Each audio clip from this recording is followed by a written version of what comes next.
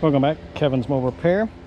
A 2004 Nissan Titan. We're doing some control arms, some upper control arms.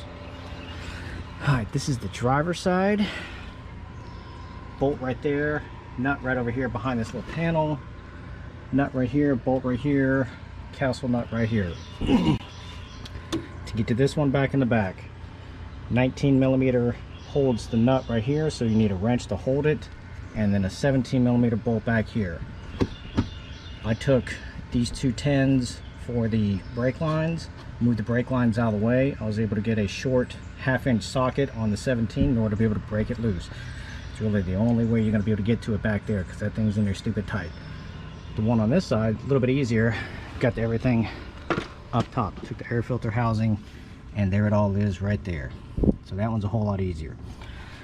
And then castle nut, take it off, big hammer, pop it off, bam, that's done with that. That's pretty simple.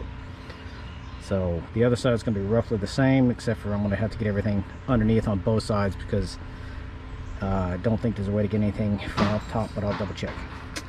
Please like and subscribe. Alright, this is the driver's side control arm. Same setup. Take out that bolt right there, move the brake line out of the way, get your 17 there, 19 back behind this little splash shield. Very flexible. Same thing there, 17 there, 19 over here.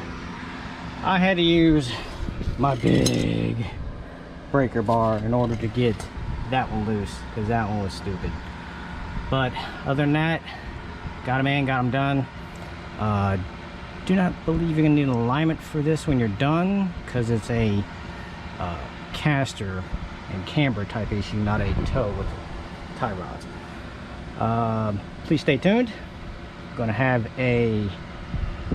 doing the headlights on this, so next video will be the headlights. Please like and subscribe.